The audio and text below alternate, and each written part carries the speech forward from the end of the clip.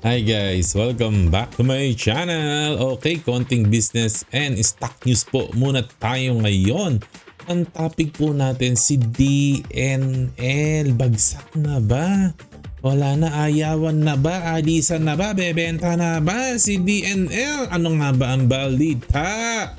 Ayan po, dahil po sa inflation and cautious cautious sentiment, ayan, bumagsak po ang profit ni DNL for the first half ng 2023. Kung compare ng first half ng 2022, 28% po ang ibinaba nung profit po nila. Ayan, basahin po natin, no?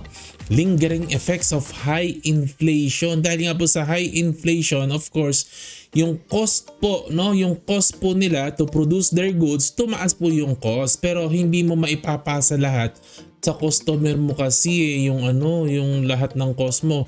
Minsan kasi kasi katulad po nito, volume po yata kasi usapan po nito, and nagsusupply po sila sa ibang companies din po ng mga products po nila. So baka wala po silang ganong purchasing pricing power pala na ipasa sa kanilang mga customers yung cost, yung kanilang cost So syempre numinipis, pumapayat po talaga ang kanilang profit margin and yung Batangas po kasi nila kasi kung hindi po nakakaalam operating na po yung Batangas po nila nagbukas po sila, matagal po nila dinevelop ito, kung hindi ako nagkakamali, kung hindi 2018, 2019 pa nila plano po talagang gawin po ito, and katatapos lang po nito lately lang po, kaya po kumakain na rin po ito ng expenses kahit hindi pa siya masyadong kumikita. At yun nga po, dahil nagkakaroon ng expenses yung bagong planta na to, so kung wala daw po yun, 13%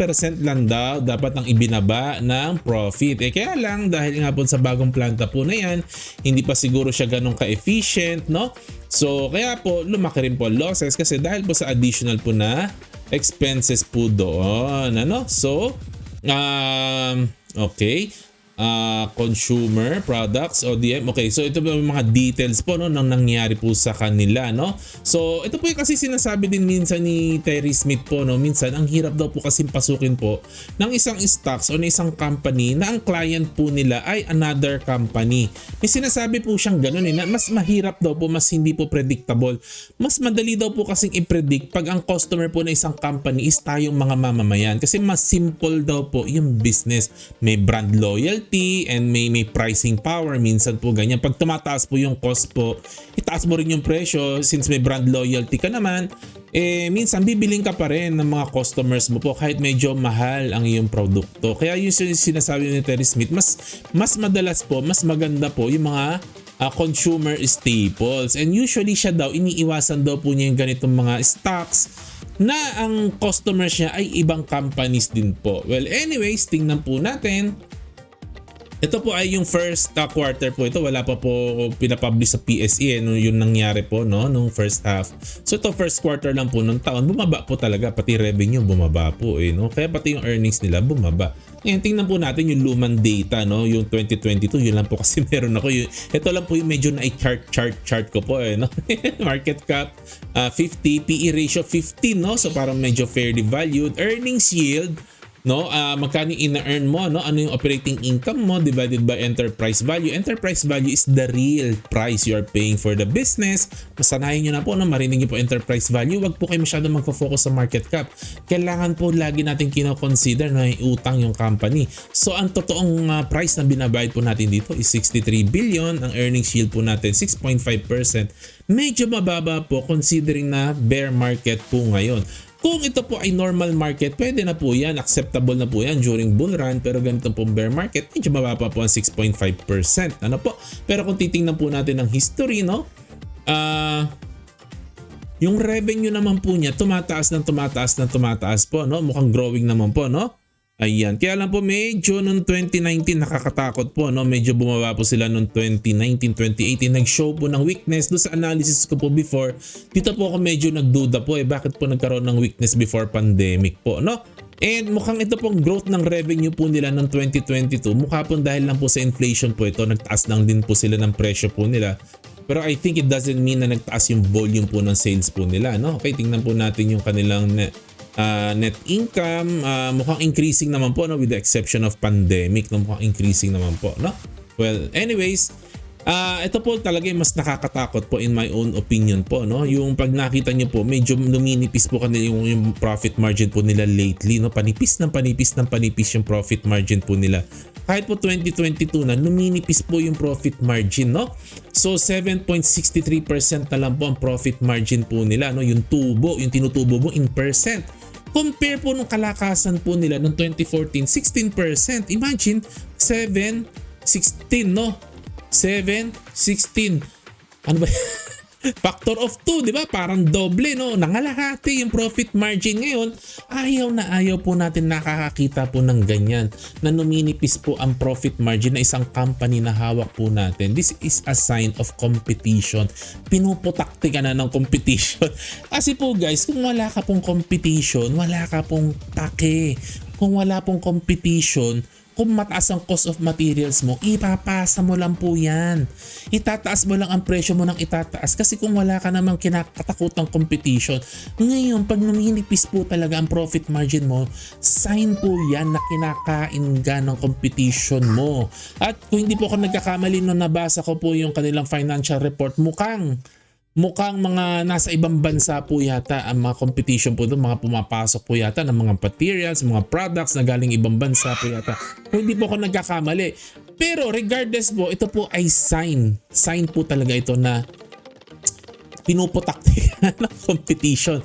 Kaya po ganyan, nagwi-weekend po ang iyong profit margin. Kasi po ganun po talaga no? Kung wala pong competition, wala po, itataas mo lang na itataas yan, mame-maintain mo yan mame-maintain mo po yung mataas na profit margin mo kung wala ka namang competition po, no? Dividends, mukhang okay naman po, ayan. Cash flows, mapapansin po ninyo, no? Since yan, makikita po ninyo since 2019, 20, 21, 22, mataas po yung capex nila. I think this is yung galing po siguro to doon sa Batangas. Ito po yung capex po siguro nila na galing po ng Batangas, no po? And pag titingnan po natin yung balance sheet, no? Siguro yung debt ratio na lang po ang tingnan po natin, no po? Ang utang po nila, debt to equity po nila 78%. Pwede mo na sabihin, hindi naman nakakatakot. Medyo healthy na rin naman po ito na company po, no? And yung long term po nila medyo mababa po. Long term debt nila is just 25%. Pwede na po itong pagtiyagaan. Hindi naman po ito nakakatakot. Hindi naman siya ganun kataas. It's just okay, no? Medyo okay lang naman po ito, no? Alright. So, ito po yung interesting po dito. Mukhang maganda naman po yung quality of business po nila, no? Kung ang titingnan po natin yung return on capital employed, no? Magkano ang kinikita po natin, no? Doon sa capital na dinideploy ng company po, no? Ayan. So, mapalo po siya in the past ng above 20%. So, mukhang maganda po ang kanilang return on capital, no? And then lately po medyo numinipis po, no? So, mukhang may signs naman po sila in the past. In the past may signs po talaga na magandang business po ito, no? Siguro kung wala pong competition, baka dire-diretso po nila ma-maintain po ito. Ayan, no? Free cash flow, okay lang naman po, maganda naman po, no? So kayo po guys, ano po bang tingin po ninyo sa stock po nito na DNL? Kasi napaka conflicting po, no? Hindi ko po alam saan ko po ilulugar ang sarili ko.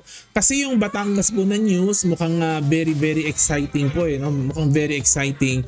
Ano kaya mako-contribute ng planta na to sa Batangas, lalo na pag medyo na po to, siguro parang diesel po siguro to na sa umpisa, mahina pa, pero pag pag umarangkada siguro to, baka yung Batangas na factory po nila, baka po malaking mai-contribute sa revenue and profits and income po, no?